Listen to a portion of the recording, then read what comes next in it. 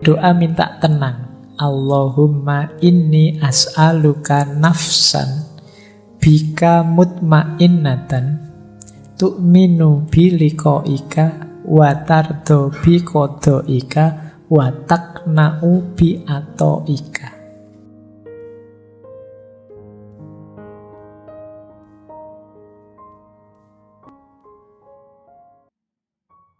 Orang yang kecewa hatinya, orang yang gelisah galau, itu setara dengan ibadah bertahun-tahun. Jadi maka bulan ini kita latihan ngopeni orang-orang yang patah hati. Jadi ayo latihan ya, karena seperti saya bilang di sesi pertama dulu, belakangan ini banyak orang depresi. Bahkan tingkat kematian karena depresi itu tinggi, mengalahkan kematian karena kanker. Jadi ayo ya, kita temani saudara-saudara teman kita yang sedang patah hati. Jangan diketawakan. Kita ketawa karena melihat dari luar. Kalau kita rasakan dari dalam betapa berat yang mereka rasakan. Kadang-kadang di medsos itu malah dimarah-marahi. Ada orang depresi bahkan sampai mencoba bunuh diri malah diketawakan, dimarah-marahi.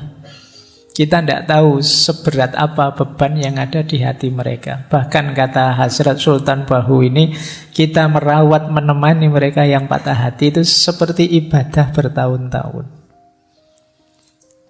Jadi ayo diperbanyak ibadah ya. Antara lain ngancani saudara teman-teman kita yang sedang patah hati. Mereka ini ada di fase-fase harus sering kita temani. Karena kalau sendirian biasanya ya mereka tidak kuasa menaklukkan diri mereka sendiri.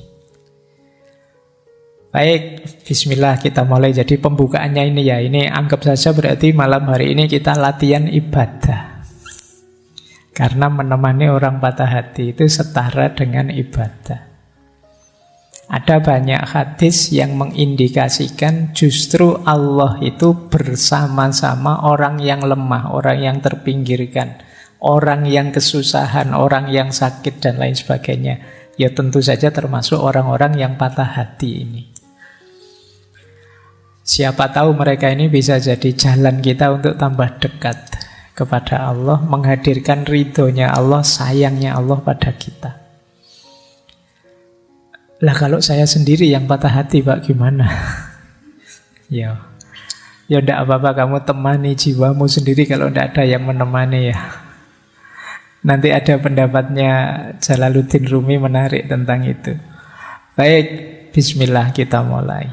Saya mulai dari yang ringan-ringan dulu, nanti di belakang agak berat. Saya awali dari Imam Syafi'i. Siapa tahu ini akarnya patah hatimu. Kata Imam Syafi'i, ketika hatimu terlalu berharap kepada seseorang, maka Allah timpakan ke atas kamu pedihnya sebuah pengharapan.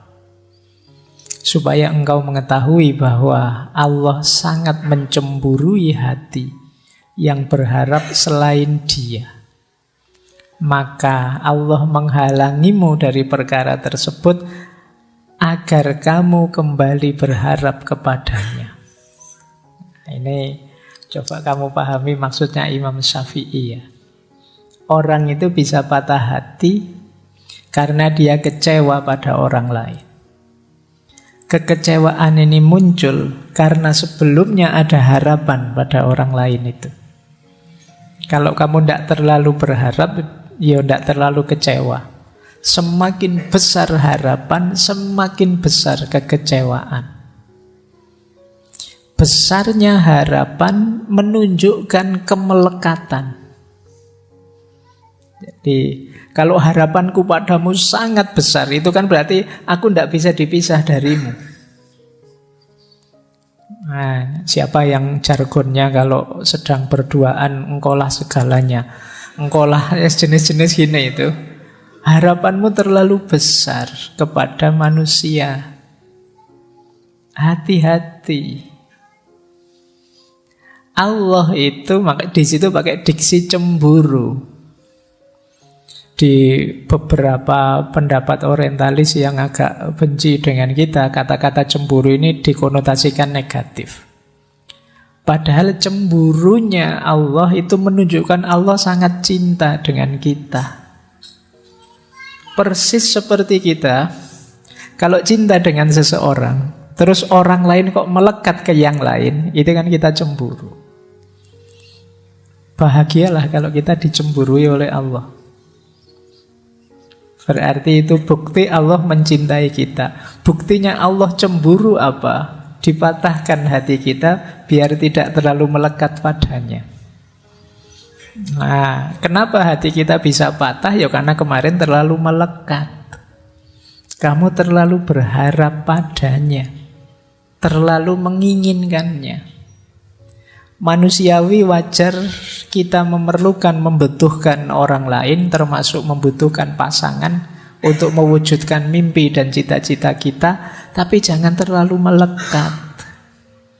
Kemelekatanmu yang berlebihan, ya setara di situ efek kekecewaan yang juga besar. Nah, ini membawa kemungkinan apa? Kita terus lupa misi utama kita di muka bumi ini. Kita lupa kewajiban utama dalam hidup kita.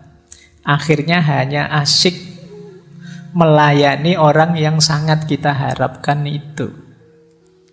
Alhamdulillah oleh Allah ditegur langsung dengan cara dibuat putus. Akhirnya kita bisa lebih free, bisa sadar bahwa ternyata Allah cemburu ini. Alhamdulillah Allah masih cinta. Nah, jadi berarti apa? Ya ini memang peringatan yang pertama dari Imam Syafi'i, mbok yo jangan terlalu melekat. Peringatan kedua, sadarlah Allah itu sangat mencintaimu. Peringatan ketiga, ketika engkau patah hati, segeralah kembali kepada Allah. Nah ini dari quotes-nya Imam Syafi'i ini, paling tidak kita punya pijakan awal sekarang, ya jangan sedepresi itu. Kita masih punya Allah yang justru menunggu kita. Allah sangat mencintai kita, mencemburui kita. Kita saja mungkin yang terlalu jual mahal kepada Allah. Nah, ini perspektif pertama dari beliau Imam Syafi'i. Baik, saya lanjutkan ya. Kita mulai masuk ke tokoh-tokoh tasawuf sekarang. Ini Robi'ah. Di beberapa referensi ini salah satu munajatnya Robi'ah ketika dia masih jadi budak. Beliau ini sebenarnya lahir dari keluarga meskipun tidak kaya tapi terhormat, tapi mengalami banyak peristiwa tragis sehingga sampai beliau jadi budak. Dalam ceritanya ada momen ketika beliau pahit sekali. Ketika beliau dikejar-kejar, ada seseorang yang ingin mencelakainya. Kemudian sampai beliau terjatuh, terluka. Nah, ini salah satu kalimat yang beliau ucapkan saat terluka itu. Yang di beberapa referensi bunyinya seperti ini. Ya Allah, aku adalah musafir, tanpa ayah dan ibu. Seorang yatim piatu dan seorang budak. Aku telah terjatuh dan terluka. Meskipun demikian, aku tidak bersedih hati oleh kejadian ini. Hanya aku ingin sekali ridhomu. Ini Robi'ah. Ada cerita yang lain. Satu ketika Robi'ah ini jatuh berdarah. Saat dia melihat tangannya berdarah, dia tersenyum. Terus bilang, Alhamdulillah. Nah, muridnya dan juga temannya heran. Jatuh Alhamdulillah, itu kan harusnya innalillahi. Tapi tidak, kata Rabi'ah, Alhamdulillah, ini dari kekasihku. apapun yang diberikan oleh kekasihku, bagiku itu indah. Ya dia kan cintanya hanya pada Allah saja. Nah, kalimat munajatnya Robiah ini mengajarkan pada kita, apapun yang aku alami, sengsara seperti apapun, aku tidak masalah. Aku tidak sedih kok ya Allah, aku tidak galau. Asal engkau ridho padaku, itu sudah segalanya bagiku, kata Robiah. Jadi ungkapan seperti ini itu pasti muncul dari rasa cinta yang sangat dalam. Orang yang sudah cinta itu diberi apapun oleh yang dia cintai, termasuk hal-hal yang pahit sekalipun, dia tetap senang. Asal jangan dipisah dengan yang dia cintai. Maka cintanya Robiah pada Allah, ya buahnya seperti ini. Dia rela sakit, dia rela berdarah-darah, nggak masalah. Ya Allah, aku hanya ingin ridhomu saja.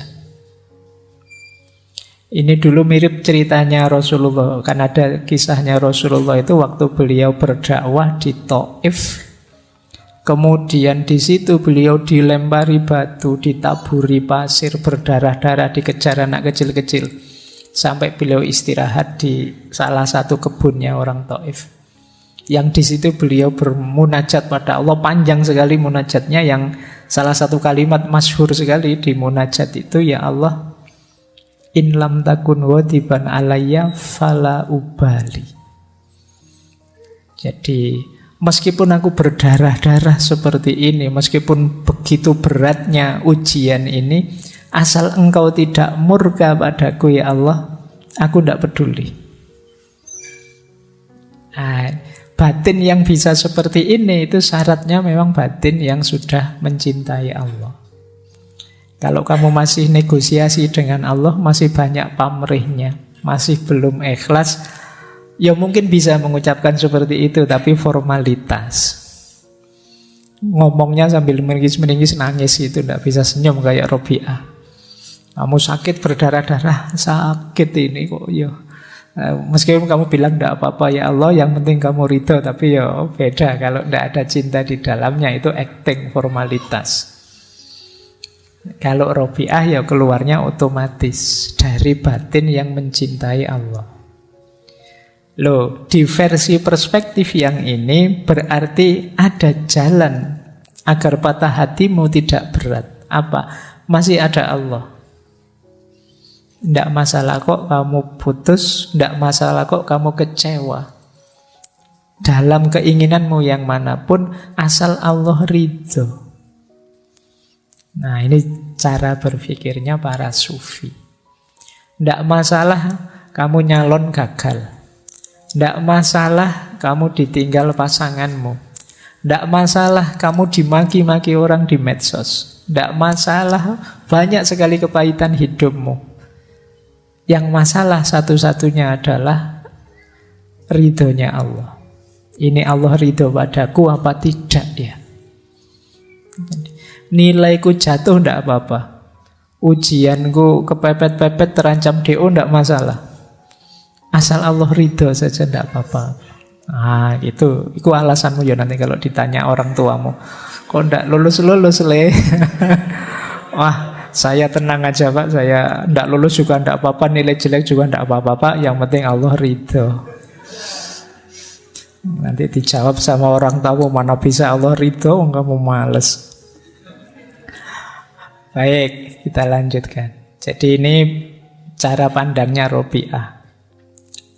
Ada yang menarik dari perspektifnya Robiah tentang penderitaan. Seperti patah hati ini. Ini bentuknya cerita. Coba nanti kita cek ya, kita ada di mana. Jadi satu ketika jalan bareng beberapa sufi besar. Robiah, kemudian Hasan al-Basri, Malik bin Dinar, dan Syakik al-Balkhi. Nah, terus ngobrol-ngobrol tentang ujian dan penderitaan. Diawali Imam Hasan al-Basri, kata beliau, orang itu tidak dipercaya kata-katanya. jika dia tidak tabah kalau ada ujian dari Tuhannya. Sebaik apapun yang diomongkan orang, kata Hasan al-Basri, kalau dapat ujian kok ndak kuat, ndak tabah, terus melenceng, beda dengan yang diomongkan, ya ndak usah dipercaya omongannya. Ya kalau hidupnya senang terus sih ndak masalah, tapi begitu ada ujian, coba kayak gimana perilakunya. Orang itu kan kelihatan aslinya kalau pas lagi susah. Kalau pas lagi seneng sih kamu enak, tapi pas lagi susah, ayo coba, aslimu akan kelihatan. Maka kata Hasan al-Basri, orang itu tidak bisa dipercaya kata-katanya kalau dia tidak tabah menerima ujian dari Tuhan. Tapi pandangan ini dikritik oleh Robi'ah. Kata-katamu itu berbau egoisme. Masih aku. Nah, terus Syakik mencoba menjawab, mungkin ini yang diinginkan Robi'ah. Kata Syakik al-Balkhi, seseorang tidak dapat dipercaya kata-katanya jika dia tidak bersyukur atas ujian dari Tuhannya. Ini lebih tinggi levelnya. Diuji sulit tapi malah bersyukur. Ini sebenarnya orang pintar. Karena dia tahu di balik segala ujian dari Allah itu pasti ada hikmah, ada makna untuk peningkatan kualitas dirinya. Maka ketika diberi kesulitan dia bersyukur. Ini lebih tinggi. Kalau di Imam Hasan al-Basri tadi agak defensif, bertahan. Kalau di Syekh Syakik al-Balkhi ini enggak, dapat ujian malah bersyukur. Alhamdulillah ya Allah, Engkau beri aku ujian. Tapi kata Robi'ah, masih belum. Kita butuh yang lebih baik dari itu. Ini sudah luar biasa, ternyata masih kurang tinggi. Nah, Syekh Malik bin Dinar masuk. Kata dia, seseorang itu tidak dapat dipercaya kata-katanya jika dia tidak gembira atas ujian dari Tuhannya. Ini lebih tinggi. Kalau ini ketika dapat ujian malah gembira, malah alhamdulillah. Seperti Robi'ah tadi, seneng aku diuji oleh Allah, seneng aku hatiku dipatahkan oleh Allah ini. Tapi ya untuk nyampe sini saja berat. Tapi ini level tinggi memang. Di atas tadi tidak sekedar syukur, dia juga gembira. Itu pun Robi'ah masih belum. Jadi ada yang lebih baik dari itu. Nah, balik mereka bertiga tanya, terus gimana yang baik itu? Kata Robi'ah, seseorang tidak dapat dipercaya kata-katanya jika dia tidak melupakan ujian saat merenungi Tuhannya. Ini cara berpikirnya dibalik oleh Robi'ah. Kita itu kan ketika dapat ujian baru ingat Tuhan. Tapi kalau di Robi'ah dibalik, ketika kita ingat dekat dengan Tuhan, kita siap menerima apapun termasuk ujian. Jadi orang di levelnya Robi'ah ini bahkan sebelum mendapat ujian, dia sudah ikhlas, sudah ridho. Ya Allah, Engkau beri apapun aku siap. Yang paling pahit pun aku siap, asal Engkau tidak meninggalkanku. Ini yang saya bilang tadi, level cinta. Sulit orang seperti ini, karena itu berarti dia tidak tidak minta yang sifatnya menyenangkan, menggembirakan. Yang dia minta hanya biar bisa dekat pada Allah. Kalau kita kan masih banyak permohonan macam-macam kepada Allah. Kalau Robi'ah tidak, dia mintanya Allah saja. Nah, ini coba ya nanti kalian ada di mana. Kalau ada ujian kalian tabah, atau kalian bersyukur, atau kalian gembira, atau tidak kamu pikir sama sekali, siap menerima apapun asal dekat terus dengan Allah. Nah, ini jawabannya tidak bisa hafalan ya. Karena kalau mahasiswa kalau ditanya begitu mesti hafalan. Hafalan itu dia jawab yang paling baik. Kamu tanya yang jujur, dirimu ada di mana, nanti ayo Kalau memang masih di bawah, ya kalau bisa naik kelas. Jadi semula sih saya menarget tabah Pak kalau dapat ujian. Ya siapa tahu bisa naik level, bisa bersyukur. Atau bisa gembira. Atau sudah saya tidak mikir itu, fokusku Allah saja. Diberi apapun yang pahit, yang manis, ayo. Jadi ketika ingat Allah, siap menghadapi ujian apapun. Nah, baik. Ini pelajaran dari Robi'ah. Tadi ada pelajaran dari Imam Syafi'i. Kita sekarang dapat pelajaran dari Robi'ah. Yang pertama, bagaimana kita hanya mencari ridhonya Allah. Yang kedua, bagaimana kita siap menerima apapun ketetapannya Allah. Termasuk yang manis, termasuk yang pahit. Asal Allah selalu dekat dengan kita. Ini bisa kalian jadikan rumus ya. Ada kesedihanmu apapun, semoga kamu tidak kemana-mana selain menuju pada Allah saja. Baik, ambil nafas sebentar. Karena ini tambah lama, tambah dalam, tambah berat. Jadi nanti mungkin kapan-kapan kalau setelah ngaji kamu review lagi untuk meningkatkan kualitas dirimu. Baik, sekarang saya masuk dari beliau, sufi dari India yang dakwahnya sampai Amerika, di sana mendirikan Torekot. Torekot Inayati dari beliau Hazrat Inayat Khan. Beliau ini menarik, kalau Maulana Jalaluddin Rumi itu menggabungkan tari dengan kesufian. Kalau beliau ini menggabungkan musik dengan kesufian. Jadi beliau ini pemusik tapi juga sufi. Menulis banyak sekali tentang musik. Dulu pernah kita bahas. Saya lupa itu di tahun berapa, mungkin 2021 atau berapa, zaman pandemi. Saya masih ingat karena di era pandemi kan saya ngomong sendiri di kamar itu. Jadi, ya, antara lain ditemani oleh beliau, Hazrat Inayat Khan ini. Baik, ada beberapa pandangan dari Hazrat Inayat Khan. Yang pertama, beliau mengingatkan kita, mirip seperti Imam Syafi'i tadi, cinta adalah berkah, tetapi berubah menjadi kutukan dalam keterikatan. Jadi lagi-lagi penyakitnya adalah keterikatan.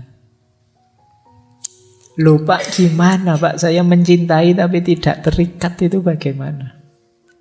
Jadi kalian membutuhkan orang lain, ya. Kalian memerlukan orang lain untuk mendukung aneka kepentinganmu manusiawi. Tapi jangan terikat. Terikat itu berarti menjadikan dia segalanya. Kalau tidak dia, ya tidak. Kalau tidak ada dia, aku tidak mungkin bahagia. Kalau tidak ada dia, aku tidak mungkin jadi orang baik. Kalau tidak ada dia, aku tidak.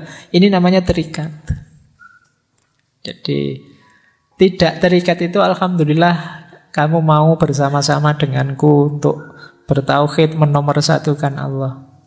Tapi kamu tidak segalanya. Seandainya tiba-tiba ada peristiwa terus kita berpisah, yang penting aku tidak bisa dengan Allah saja. Nah, ini namanya keterikatan. Jadi keterikatan itu ketika yang selain Allah terlalu melekat di kita sehingga menghalangi kedekatan kita kepada Allah. Jadi itu namanya kemelekatan. Makanya dalam Al-Quran itu ada beberapa ayat yang agak unik. Misalnya ayat yang menyebut amwalukum wa auladukum fitnah. Bahwa hartamu juga anak-anakmu itu oleh Al-Quran bisa jadi fitnah. Itu kan kita heran, loh kok anak-anak bisa jadi fitnah? Karena kita kadang terlalu melekat sehingga menghalangi kita dari Allah. Jadi ini yang disebut kemelekatan. Makanya cinta itu barokah. Tapi kalau berubah jadi kemelekatan, ya dia jadi kutukan. Kenapa jadi kutukan? Menghalangi kita dari Allah. Maka cintamu pada yang selain Allah jadikan sebagai jalan untuk kamu lebih dekat kepada Allah. Kalian berdua yang saling mencintai, melekatlah sama-sama pada Allah. Jangan kalian yang saling melekat tapi jauh dari Allah. Istilah melekat itu tidak enak ya, kalau suruh melekat sama-sama malah ngeri. Ya wis pokoknya hindari kemelekatan lah itu. Jadi keterikatan biar tidak kemelekatan ya. Jadi itu rumus. Ini mirip seperti yang disampaikan oleh Imam Syafi'i tadi. Yang kedua kata Hasrat Inayat Khan, seseorang tidak perlu jatuh dalam cinta. Tapi dia harusnya bangkit melalui cinta. Nah, mulai sekarang boleh kalian merevisi istilah jatuh cinta. Ya, kalau bahasa Inggris itu fall in love. Ini juga sudah diinisiasikan oleh Erich Fromm. Jangan fall in love, tapi standing in love. Jangan jatuh dalam cinta, tapi tegaklah dalam cinta. Standing in love. Tegakkan cinta dalam dirimu. Bukan kok kamu jatuh karena cinta. Jadilah manusia sejati yang menghidupkan cinta. Bukan orang yang kalah dan jatuh karena cinta. Jadi jangan falling in love, tapi standing in love. Nah, tidak tahu bahasa Indonesianya standing in love itu apa ya? Ya pokoknya aku siap menegakkan cinta bersamamu. Nah, bukan aku jatuh cinta padamu. Jadi biar sama-sama tegak. Kalau istilahnya Hasrat Inayat Khan, seseorang harus bangkit, muncullah, eksislah melalui cinta. Jadi cinta jangan jadi kuburanmu. Ketika jatuh cinta kamu terus hilang. Tidak otentik lagi. Tapi cinta jadi jalanmu untuk eksis. Jalanmu untuk hidup, menyayangi dan mencintai. Jadi ini nasihatnya Hasrat Inayat Khan. Jadi kenapa kok orang bisa patah hati? Jangan-jangan kemarin memang mode cintanya mode jatuh cinta. Pasti saja kamu jatuh. Maka ayo standing in love. Biar kamu tegak. Jadi bareng-bareng menegakkan diri, eksis. Baik, terus yang ketiga, ini lanjutannya sebenarnya. Dari cangkang patah hati muncul jiwa baru yang lahir. Seandainya dalam cinta kalian mengalami patah hati, tidak masalah. Jadi ada sunnatullah dalam hidup ini bahwa menyusuli kehancuran itu pertumbuhan. Jadi kalau sesuatu itu sudah busuk, hancur, dari situ akan lahir sesuatu yang baru. Maka dari cangkangnya patah hati, lahirlah jadi orang baru. Lahirlah jadi manusia yang baru.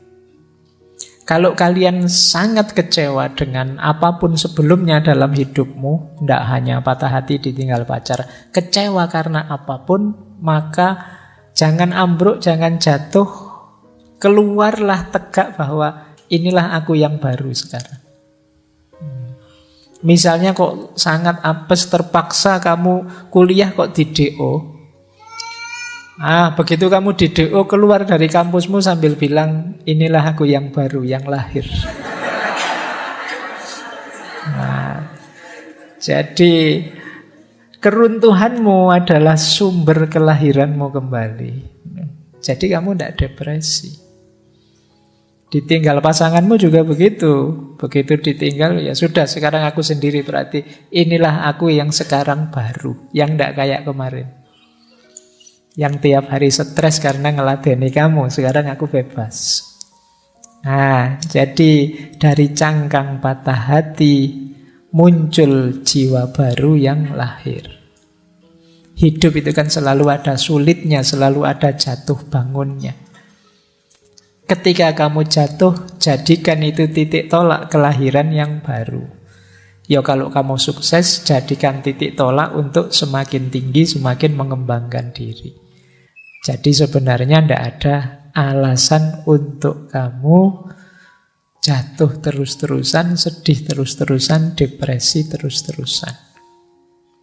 Lahirlah jadi orang yang baru. Banyak orang yang depresi karena jenuh.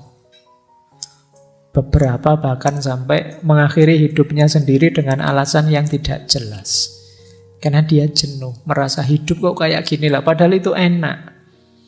Ada artis yang kaya, yang ganteng, yang cantik, tapi mengakhiri hidupnya. Alasannya depresi, jenuh dengan hidupnya. Nah, mungkin kalian perlu latihan ini. Jadi kalau kamu jenuh dengan hidupmu yang versi sekarang, bikinlah versi baru hidupmu. Kamu ingin seperti apa? Dan itu sangat mungkin. Karena yang menguasai hidupmu kan dirimu. Manusia itu paket potensi, bukan paket jadi. Kamu ingin jadi apa saja bisa. Kamu ingin jadi orang seperti apapun, tinggal kamu latih, kamu bentuk dirimu. Kalau kamu jenuh dengan versi dirimu yang sekarang, bikin versi baru. Yang kamu inginkan yang bagaimana? Yo, tentu saja semoga versi barumu yang positif. Jangan kok, Pak saya jenuh jadi orang baik Pak. Misalnya, ya ojo ngono rek. Jadi versi yang baru yang positif. Pak saya jenuh jadi orang yang kemarin kok terlalu pendiam ya, jadi kurang ya sudah, ayo latihan nggak pendiam lagi, mungkin agak ceria sedikit, agak terbuka sedikit. Pak saya ini jenuh Pak, melihat diri saya itu loh, kok cerewet saya itu. Ayo coba yuk latihan ngerem sedikit biar nggak cerewet, bisa kok. Jadi engkau adalah seperti apa engkau bentuk hidupmu. Jadi jangan merasa dirimu itu harga mati. Pak saya itu memang orangnya pemarah kok Pak. Enggak kok, kamu bisa enggak pemarah. Tinggal kamu latihan saja. Bikin versi dirimu yang versi kalem. Nah, kalau selama ini pemarah, ya besok ke kampus bilang ke teman-teman, ini versi baru ini versi kalem ini. Nah, itu. Jadi biar temenmu bisa bantu, bisa dukung dikit-dikit lah, ini versi kalem ini. Nanti biar kamu kok tiba-tiba marah, temenmu ngingetin, katanya versi kalem. Oh iya, balik lagi. Nah mungkin lama-lama jadi kalem beneran. Baik, jadi ini nasihat dari Hazrat Inayat Khan. Jadi dari cangkang patah hati, lahirkan jiwa yang baru. Nah, masih ada lagi kata beliau. Kalau ini mungkin lebih mudah dipahami. Mirip dengan sebelumnya ya. Setiap pengalaman, baik atau buruk, merupakan langkah maju dalam perkembangan jiwa manusia. Kegagalan dalam hidup tidak masalah. Kemalangan terbesar adalah masih diam, seperti semula. Jadi kata Hazrat Inayat Khan, hidup itu ada baik, ada buruk, ada naik, ada turun biasa. Yang penting apapun yang kalian alami, jadikan itu pijakan untuk dirimu jadi lebih baik. Gagal tidak masalah, justru dengan kegagalan itu kamu bisa mengevaluasi dirimu, kurangnya di mana, dan besok jadi lebih baik. Kemalanganmu terbesar adalah kamu mandek, tidak berkembang. Jadi kata Hazrat Inayat Khan, naik turun. Hidupmu kok sedang baik atau sedang buruk, tidak masalah. Setiap pengalaman adalah pelajaran. Dan pelajaran terbaik adalah pelajaran yang mengubah dirimu jadi lebih baik. Berarti jangan terlalu kamu risaukan, Pak, saya kok nasibnya jelek terus Pak, malang terus Pak. Ya enggak apa-apa, itu berarti pelajaranmu berat terus. Enggak masalah, asalkan apa? Efeknya kamu jadi tambah baik, tambah baik. Itulah yang diinginkan. Jadi bukan stuck mandek. Bukan merasa saya sudah baik kok, enggak perlu diperbaiki lagi ya sudah. kamu mandek. Itulah kemalanganmu, kata Hazrat Inayat Khan. Jadi kemalangan terbesar adalah ketika kamu diam, tidak berubah, tidak mau mengubah diri. Padahal kita punya konsep, tidak ada manusia yang sempurna. Manusia itu selalu ada kurangnya. Berarti kita ini hidup ideal itu hidup yang berproses lebih baik, lebih baik. Kita lanjutkan. Kita semua sedang dalam perjalanan. Hidup itu sendiri adalah sebuah perjalanan. Tidak ada yang menetap di sini. Kita semua lewat. Dan karena itu tidak benar mengatakan bahwa kita harus melakukan perjalanan spiritual dan menghancurkan hidup kita yang menetap. Kenapa? Karena tidak ada orang yang hidupnya menetap di sini. Semuanya gelisah dan semuanya dalam perjalanan. Kegembiraan hidup adalah kegembiraan perjalanan. Jadi kata Hazrat Inayat Khan, hidup ini proses perubahan perjalanan. Kalau kita tidak bisa menikmati perjalanan dan perubahan, ya kita akan sangat menderita dalam hidup. Karena itulah hakikatnya hidup. Mari kita melakukan perjalanan spiritual, tidak lagi berhenti di tempat kita. Kata Hazrat Inayat Khan, sebenarnya kalimat ini tidak tepat. Kita mau melakukan perjalanan atau tidak, hidup ini hakikatnya perjalanan. Bedanya, ada orang yang menyadari dan mengarahkan perjalanannya sehingga dia bisa menikmati, ada orang yang tidak bisa menikmati perjalanannya. Menikmati perjalanan itu kan menikmati perubahan-perubahan situasi. Dari cinta kebersamaan jadi pisah sendiri-sendiri, ini kan perubahan-perubahan situasi. Kalau mental kita adalah mental perjalanan, siap menghadapi perubahan situasi, sepahit apapun pengalaman kita siap. Dan tetap bisa gembira. Jadi, kalau ingin penderitaan itu terasa ringan, ayo filosofi hidup kita geser ke bahwa hidup ini adalah perjalanan. Dalam perjalanan, pasti saja suasana dan situasinya tidak mandek, tapi berubah terus. Dan kita siap, kita gembira. Justru menariknya perjalanan itu karena perubahan-perubahan. Baik, kita lanjutkan. Nah, ini juga menarik pandangannya Hazrat Inayat Khan. Kata beliau, semakin banyak yang bisa kita tanggung, semakin banyak yang akan dibebankan. Semakin berani kita menghadapi penderitaan, semakin tinggi ambang penderitaan yang dapat kita tanggung. Dan semakin tinggi tingkat moral, semakin banyak kesulitan yang dapat kita derita. Orang itu, tadi kan rumusnya tambah baik, tambah baik. Tapi jangan lupa, semakin tinggi levelmu, semakin tinggi kualitasmu, akan semakin berat ujianmu. Tapi tidak masalah, tambah berat ujianmu, tambah kuat dirimu. Begitu kamu tambah kuat, bebannya akan nambah lagi. Tambah kuat lagi kamu, bebannya nambah lagi. Meskipun Allah itu juga sayang sama kita, jadi tidak ada beban yang melebihi kapasitas kita. Pasti cukup, kecuali kita cengeng. Jadi beban itu pasti bisa kita tanggung. Dan kenapa sih kok Allah kok nguji terus-terusan itu loh, Mbok? Ada breaknya sekali-sekali. Karena Allah sayang dengan kita. Jadi biar apa? Kita tambah tangguh, tambah kuat. Latihan itu kan begitu. Kayak kalian latihan beban itu loh. Ketika kamu belum latihan apa-apa kan bebannya ringan.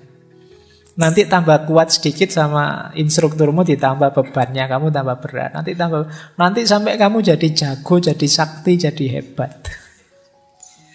Kenapa? Karena dalam latihan bebanmu ditambah terus. Jadi jangan mengeluh kalau beban hidupmu berat. Oh, mungkin Allah ini pengen aku hebat. Aku diberi beban seberat ini. Berarti Allah itu sangat peduli padaku.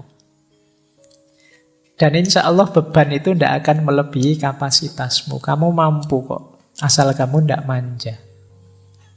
Jadi kata Hazrat Inayat, kan tidak apa-apa.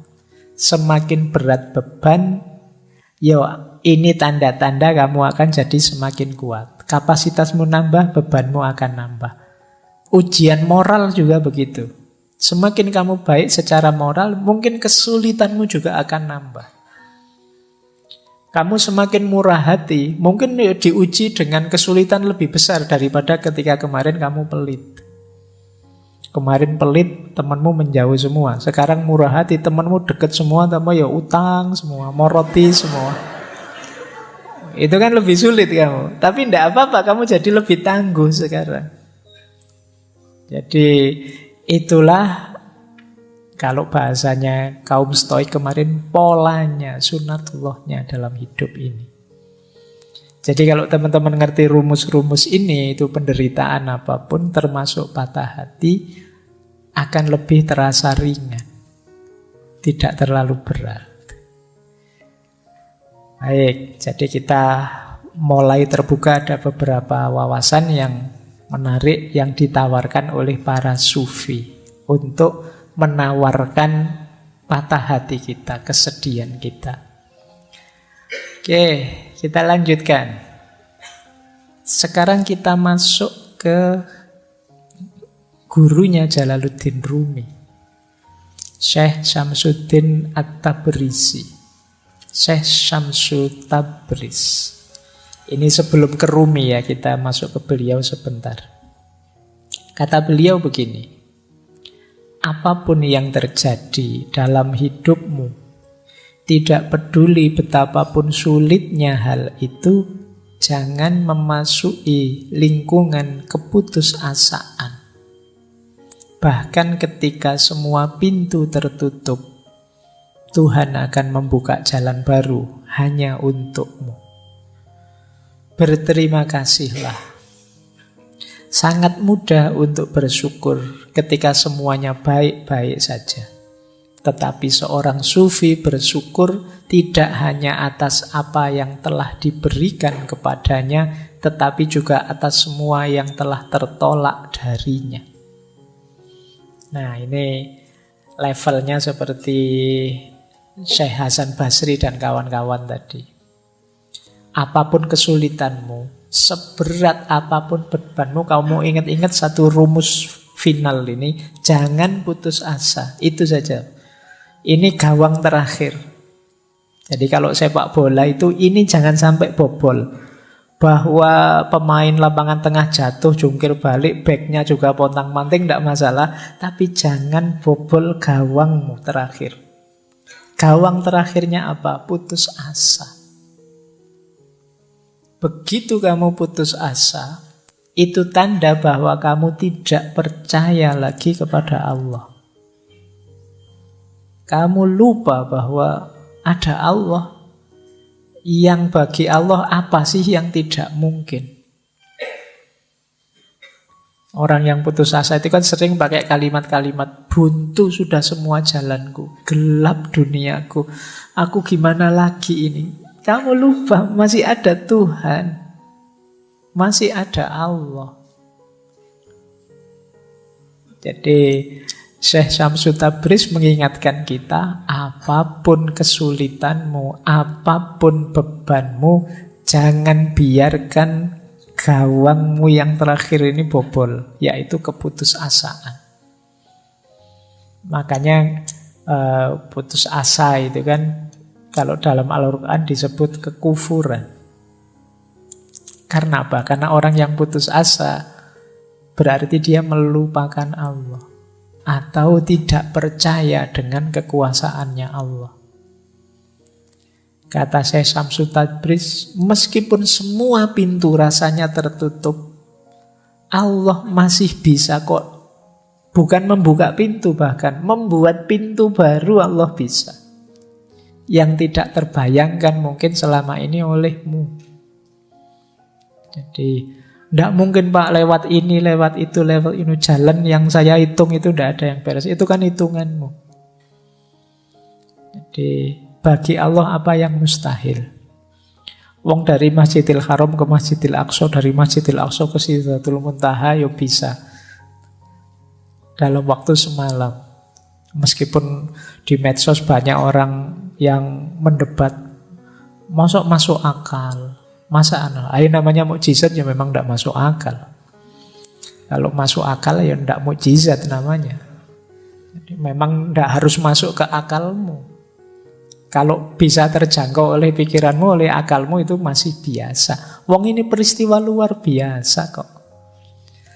Jadi banyak kemarin saya baca di medsos itu. Naik ke langit ke-7, langit itu apa?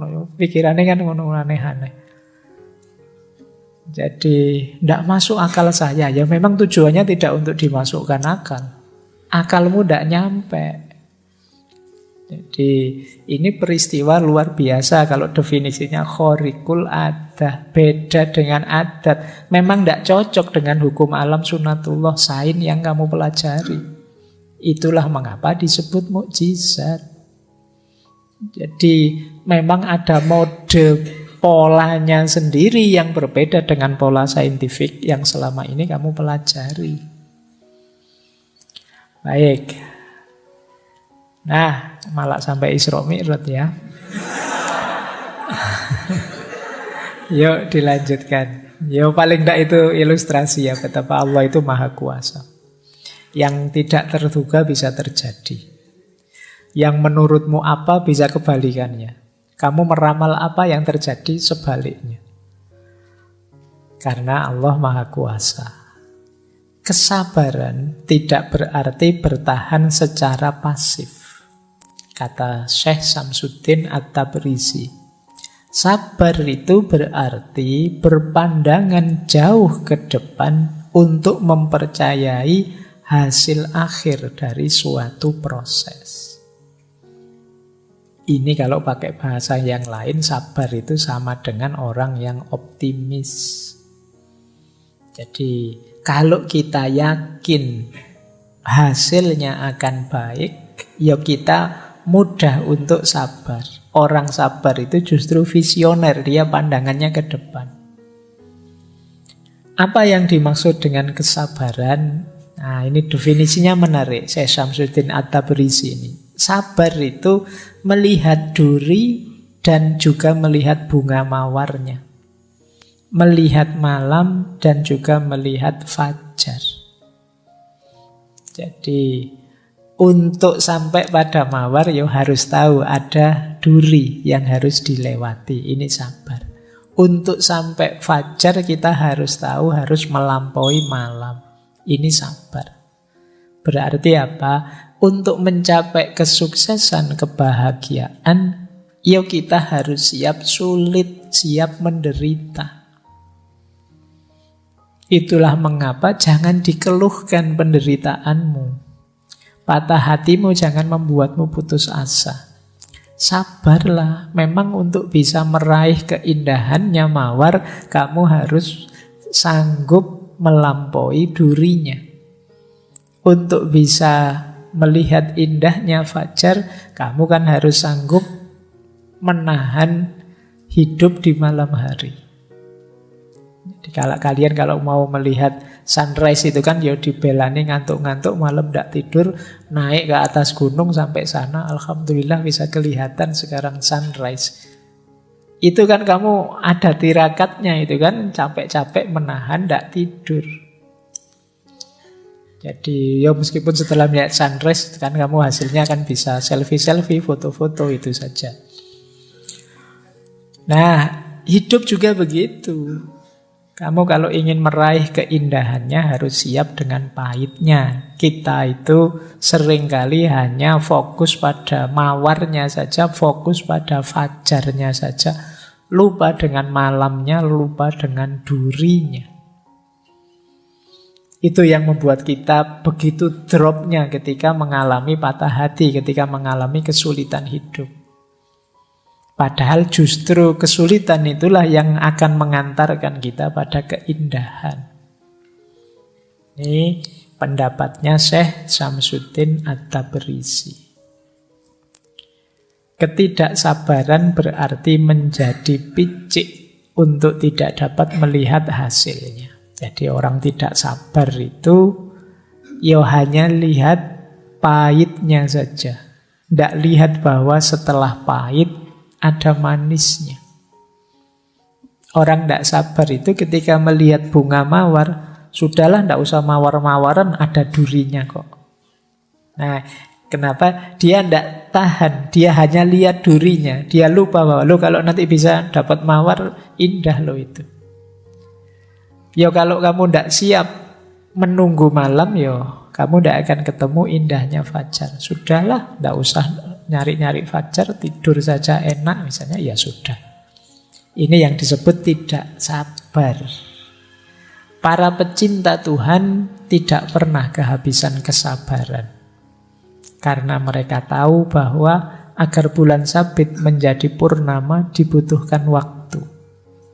Tidak mungkin hari ini bulan sabit, besok langsung purnama. Kalau sudah begitu, kiamat itu berarti. Mesti kamu harus nunggu dulu waktunya. Dari bulan sabit jadi purnama, ya paling tidak kamu nunggu 15 hari ya, setengah bulan. Itu pun purnama tidak seterusnya nanti jadi bulan sabit lagi. Itulah kehidupan. Kalau kamu kehilangan kesabaran, hidupmu akan sangat berat. Karena modenya hidup itu naik turun. Tidak mungkin orang hidup itu seneng terus, enak terus. Meskipun kamu pinginnya begitu. Hidup itu mesti ya kadang seneng, kadang tidak seneng, kadang enak, kadang tidak enak. Wis itu wajar. Siaplah menghadapi hidup yang seperti ini. Kunci bahagiamu justru di situ. Kalau kamu siapnya seneng saja, ya siap-siap hidupmu banyak stres, banyak depresi. Semoga tidak ada yang di sini hidupnya nyari susah saja. Kan ada orang itu yang kalau bisa sulit, kenapa dibuat mudah, itu namanya nyari susah. Orang itu normalnya nyari seneng, dia malah nyari susah. Kalau ndak rumit, ndak enak Pak, ndak asik Pak. Yo salahmu dewe kalau gitu.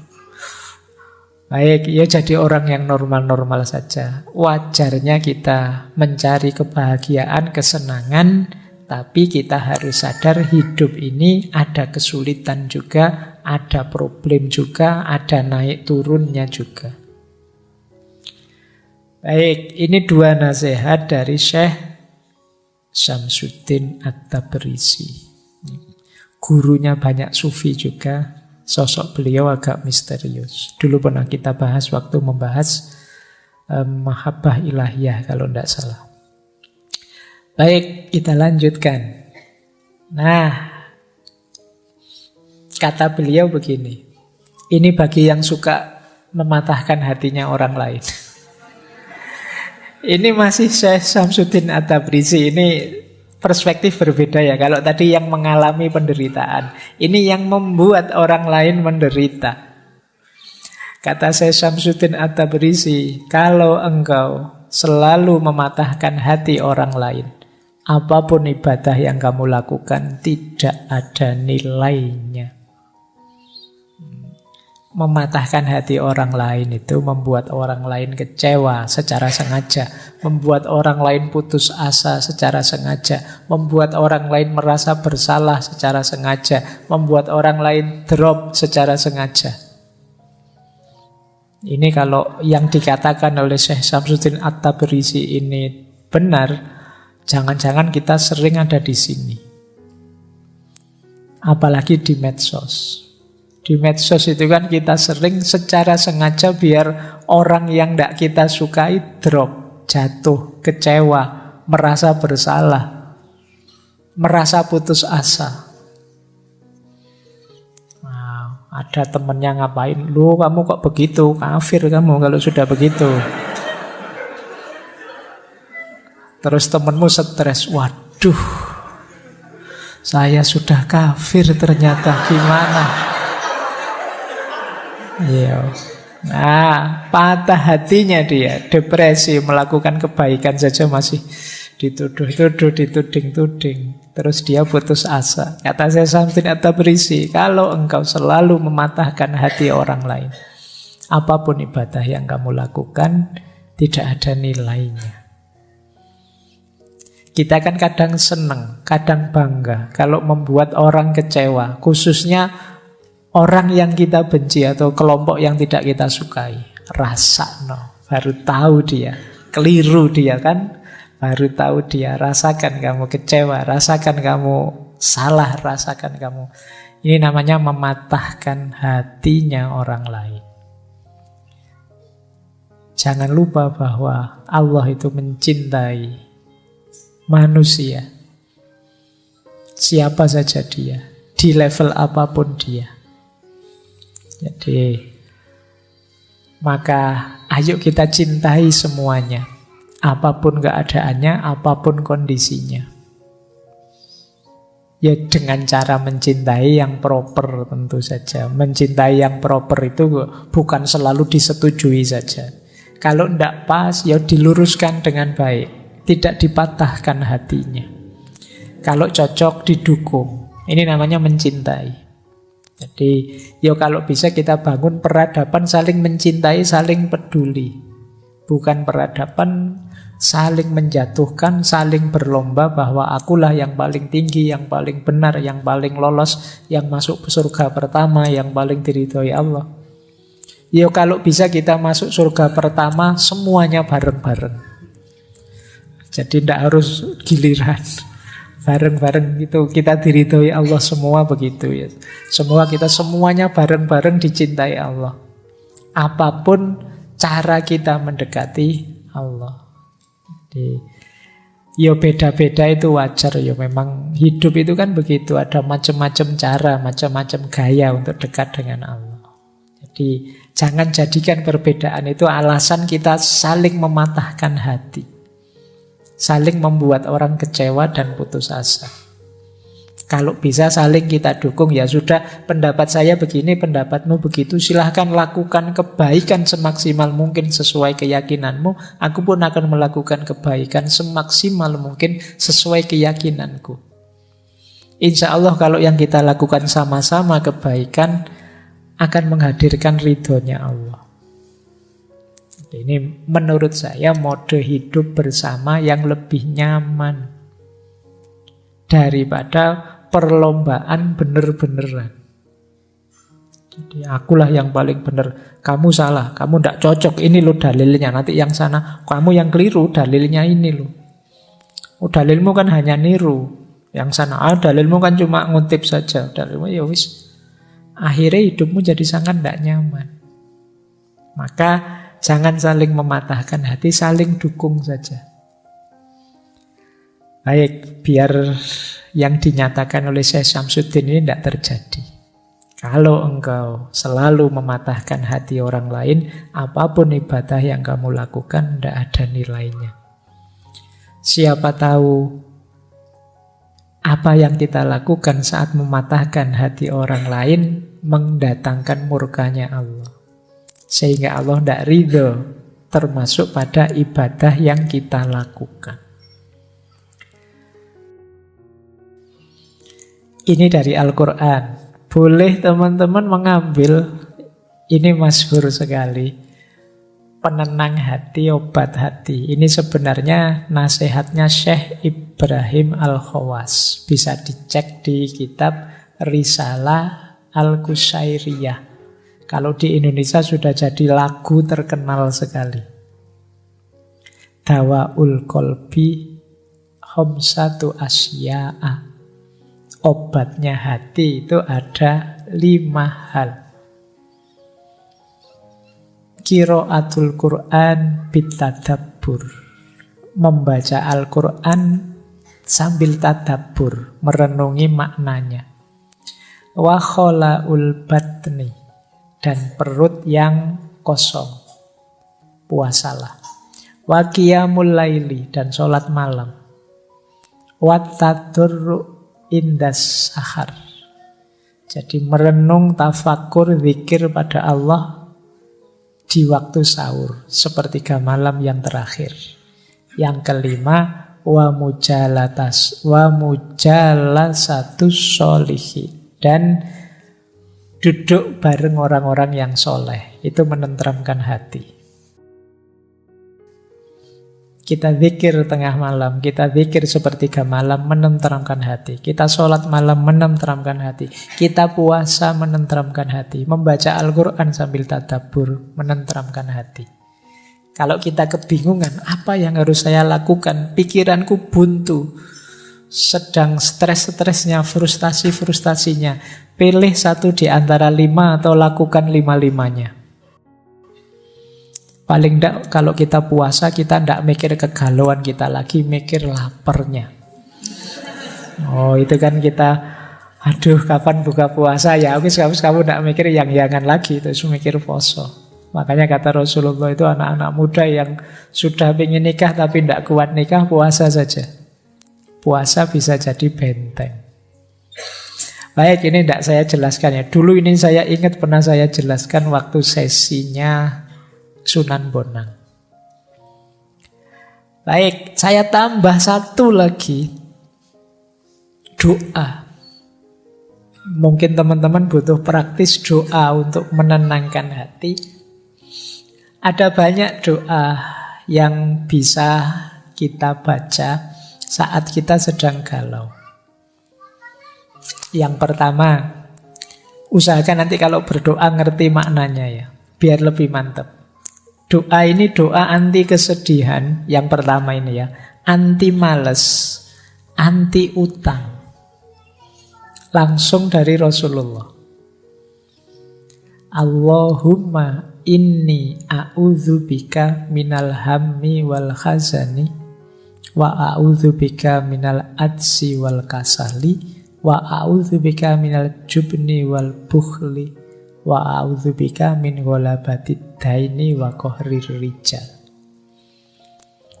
Jadi, ya Allah, aku berlindung padamu dari kegalauan dan kesedihan. Aku berlindung padamu dari rasa lemah dan rasa malas. Aku berlindung padamu dari sifat pengecut dan sifat bakhil. Dan aku berlindung padamu dari dikalahkan oleh hutang dan ditindas oleh orang. Nah, boleh teman-teman berdoa dengan kalimat ini. Atau yang kedua, ini doa minta tenang. Allahumma inni as'aluka nafsan bika mutmainnatan tu'minu biliqa'ika wa tardo bi qadaika wa taqna'u bi ataika. Ya Allah, sesungguhnya aku meminta padamu jiwa yang tenang bersamamu, yang percaya pada pertemuan denganmu, yang ridho pada keputusan-keputusanmu, dan rela merasa cukup dengan apapun pemberianmu. Ini kalau doa ini dikabulkan, insya Allah hidup kita tenang. Yang ketiga ini juga menarik. Kalau patah hati ditinggal pacar, Allahumma ajirni fi musibati wakhluf li khairon minha.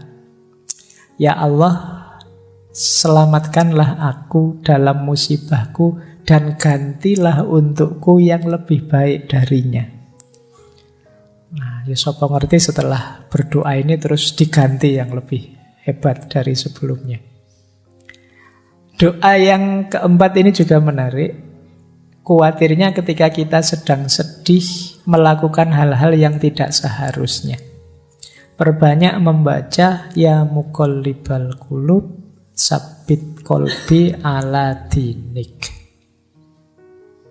Kalau masih terasa sangat berat penderitaanmu, patah hatimu, Rasulullah itu sering menggunakan doa ini. Ya Hayyu ya Qayyum bi rahmatika astaghiitsu. Wahai Zat yang maha hidup, yang maha tegak, dengan rahmatmu aku minta pertolongan. Atau masih sangat berat, kok gelap rasanya di kiri kanan, tidak tahu mau apa, mau kemana, boleh pakai doanya Nabi Yunus. Nabi Yunus itu kan mendapat ujian maha berat sampai ditelan oleh di laut. Nah, ini doa yang beliau baca. Jadi kalau teman-teman hidupnya stuck sama sekali, gelap sama sekali, tidak tahu mau kemana, boleh mengamalkan doa ini. La ilaha illa anta subhanaka inni kuntu minadz dzalimin.